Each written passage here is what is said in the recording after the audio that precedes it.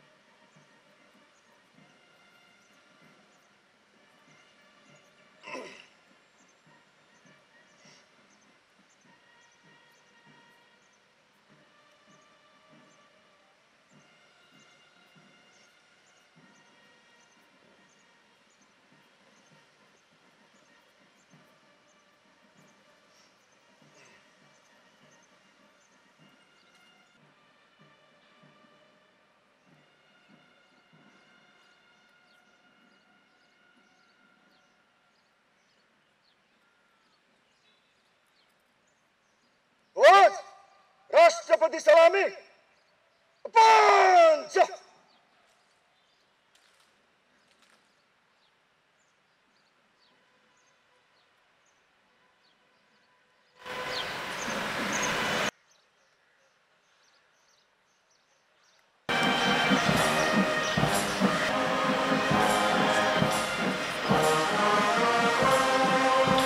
पंद्रह गते तत्कालीन संविधान सभाबाट देशमा लोकतान्त्रिक गणतन्त्रको स्थापना गर्ने ऐतिहासिक निर्णय भएको स्मरणीय छ। गणतन्त्र दिवसको ऐतिहासिक अवसरमा जनयुद्ध, ऐतिहासिक जनआन्दोलन, मधेस आन्दोलन सहित संघीय लोकतान्त्रिक गणतन्त्र स्थापनाका लागि भएका तमाम आन्दोलनमा आफ्नो अमूल्य जीवन बलिदान गर्नुहुने ज्ञात अज्ञात शहीदहरूप्रति भावपूर्ण श्रद्धाञ्जली अर्पण गर्दछु। बेपत्ता तथा घाइते अपाङ्ग योद्धाहरू सहित गणतान्त्रिक आन्दोलनमा योगदान गर्ने राजनैतिक नेता, कार्यकर्ता, नागरिक समाज एवं आम जनसमुदाय प्रति उच्च सम्मान व्यक्त गर्दछु। एकात्मक सामन्ती केन्द्रीकृत राज्य व्यवस्थाको समूल अन्त्य गर्दै जनताका प्रतिनिधिहरूबाट जनताले शासन गर्न पाउने संघीय समावेशी लोकतान्त्रिक गणतन्त्रको स्थापना भएको 15 वर्ष पूरा भएको छ। आजको दिनलाई नेपालको राजनीतिक इतिहासलाई नयाँ युगतर्फ लैजाने ऐतिहासिक दिनका रूपमा स्मरण गर्नुपर्दछ। 100औं वर्षदेखिको वंशवादी सामन्ती प्रणालीलाई अन्त्य गरी जनताको व्यवस्था स्थापना गरिएको घटना सामान्य कदापि होइन। त्यसैले गणतन्त्र दिवसको ओज, महिमा र महत्त्वलाई उच्च रूपमा सम्मान गर्दै यो दिवसलाई भव्य रूपमा मनाउन म आम जनसमुदायसँग अपिल गर्न चाहन्छु। हामीले संविधान सभाबाट संविधान जारी गरी गणतन्त्रलाई संस्थागत गर्ने सन्दर्भमा 2 पटक सबै तहको निर्वाचन सफल पारेका छौं र जननिर्वाचित प्रतिनिधिबाट शासन सञ्चालन गर्ने सर्वोत्तम लोकतान्त्रिक अभ्यासलाई बलियो बनाउँदै लगेका छौं। संविधान र गणतन्त्र सर्वस्वीकार्य बन्दै जानु, मौलिक हकको कार्यान्वयन मार्फत जनताले पाउने आधारभूत सेवाहरू सहज बन्दै जानु, 100औं वर्षदेखि उत्पीडनमा पारिएका वर्ग, जाति, भाषा, धर्म, क्षेत्र, लिङ्ग र संस्कृतिका समुदायको अधिकार स्थापित हुँदै नेपाल राज्यप्रति उनीहरूको अपनत्व बलियो बन्दै जानु, गणतान्त्रिक व्यवस्था संस्थागत हुँदै गएको देखिएका बलिया आधारहरू हुन्। हामी आज स्वतन्त्र र सार्वभौम सत्ता सम्पन्न एवं गणतान्त्रिक देशका सम्मानित र सार्वभौम नागरिक भएका छौँ। जनताबाट चुनिएका जनप्रतिनिधिहरूबाट आज देशको शासन प्रणाली सञ्चालित भइरहेको छ। बिना भेदभाव सबै नेपालीलाई समान हक, समान अवसर र समान हैसियत प्रदान गर्ने संवैधानिक सुनिश्चितता हुनु गौरवको विषय हो। गणतन्त्रलाई संस्थागत गर्ने क्रममा हाम्रा सामु कयौं चुनौती देखिए पनि हामीले संघीय लोकतान्त्रिक गणतन्त्रलाई समावेशी लोकतन्त्रको अभ्यास गर्ने उत्कृष्ट व्यवस्थाका रूपमा स्थापित गर्न पहल गरिरहेका छौँ। नेपाली समाजको संरचना तथा भौगोलिक विशिष्टतालाई सम्बोधन गर्न संघीयता, समावेशिता एवं समानुपातिक प्रतिनिधित्वको सिद्धान्त अंगीकार गरिएको छ। विश्वव्यापी रूपमा स्थापित लोकतन्त्रका आधारभूत सिद्धान्त र नेपाली समाजको विशेषता अनुकूलका चरित्र थप गरिएको संघीय लोकतान्त्रिक गणतन्त्र नेपालको मौलिक राजनीतिक प्रणाली हो भन्ने तथ्य स्थापित हुँदै गएको छ। यसलाई अझै जनताको जीवन व्यवहारसँगै जोडेर स्थापित गर्दै लैजानुपर्ने आवश्यकतामा म जोड दिन चाहन्छु। नेपाली जनताको आर्थिक, सामाजिक र सांस्कृतिक रूपान्तरण यो व्यवस्थाको अभिष्ट हो।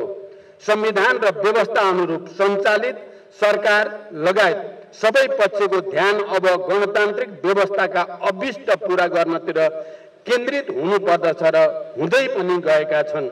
यसको निम्ति हामीले गम्भीर आत्मसमीक्षा गर्दै नागरिक हक अधिकारको पूर्ण सुनिश्चितता गर्दै छोटो समयमा मुलुकलाई आर्थिक, सामाजिक रूपमा एक सबल र समुन्नत राष्ट्र बनाई जनताको जीवनस्तरमा उल्लेखनीय सुधार ल्याउने हाम्रो प्रयासले क्रमशः आकार लिन थालेको छ। संघीय लोकतान्त्रिक गणतन्त्रात्मक शासन व्यवस्थाको संस्थागत विकासका लागि सबै राजनीतिक दल र नेपाली जनताबीच एकता र सहकार्य अझ बलियो हुन जरुरी छ। लोकतन्त्रमा विभिन्न धारणा र विचार हुनु स्वाभाविक हो। त्यसो भए तापनि महत्त्वपूर्ण राष्ट्रिय मुद्दामा सबै राजनीतिक दल र आम नेपाली जनताको समान र अविचलित धारणा हुन सके मात्र मुलुकलाई अघि बढाउन र राष्ट्रिय एकताको जगलाई अझ बलियो बनाउन सकिन्छ। संविधान र कानुनमा रहेका सम्पूर्ण अधिकारको प्रयोग जनताले सहज रूपमा गर्न सक्ने अवस्था नभएसम्म गणतन्त्र दिगो हुँदैन। साथै आम जनताको जीवनस्तरमा गुणस्तरीय सुधार नआएसम्म लोकतन्त्र र गणतन्त्रको औचित्य पनि प्रमाणित हुँदैन। यस कुरालाई हामीले गर्मिता साथ मनन गरी जनताको जीवनस्तरलाई यथाशीघ्र माथि उकास्ने प्रतिबद्धताका साथ कर्म क्षेत्रमा जुट्नुपर्ने खाँचो छ। ठूलो संघर्ष र बलिदानबाट प्राप्त राजनीतिक परिवर्तनलाई संस्थागत गर्दै मुलुकलाई छिटै अति कम विकसित राष्ट्रबाट विकासशील र विकसित राष्ट्रमा रूपान्तरण गरी मुलुक र जनताको प्रतिष्ठा अभिवृद्धि गर्न वर्तमान सरकार क्रियाशील छ। नेपाली जनताले पटक पटक नागरिक हक अधिकार प्राप्तिका लागि गरेको संघर्ष केवल गणतन्त्र र राजनीतिक स्वतन्त्रता प्राप्तिका लागि मात्र सीमित थिएन। राजनीतिक परिवर्तन मार्फत देशको आर्थिक र सामाजिक अवस्था सुधार गरी नेपाललाई समृद्ध र समुन्नत मुलुकका रूपमा स्थापित गर्ने पनि यसको मुख्य उद्देश्य थियो।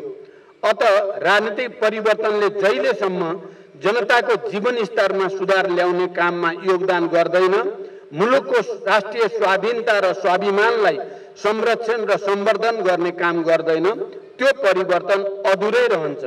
यस कुरालाई मध्यनजर गरी हामी सबैले राजनीतिक परिवर्तनलाई अर्थतन्त्रको सबलीकरण र सामाजिक रूपान्तरणमा सहयोगी हुने हिसाबले अघि बढाउन आवश्यक छ। यस बीचमा संघीय लोकतान्त्रिक गणतन्त्र प्रति नै वितृष्णा जगाउने र बलिदानपूर्ण संघर्षबाट प्राप्त अधिकारलाई उल्ट्याउने कसरत पनि देखिएका छन्। संविधान कार्यान्वयन र शासन सञ्चालनमा देखे कतिपय कमजोरीलाई आधार बनाएर व्यवस्था र प्रणालीप्रति नै भ्रम छर्ने, वितृष्णा छर्ने र यी प्रयासहरू कदापि सफल हुने छैन, किनकि लोकतन्त्रको विकल्प अझ सुदृढ लोकतन्त्र मात्र हुन सक्छ। गणतन्त्रको विकल्प अझ सुदृढ गणतन्त्र मात्र हुन सक्छ। यो विश्व इतिहासले पटक पटक प्रमाणित गरेका ऐतिहासिक तथ्यहरू हुन्।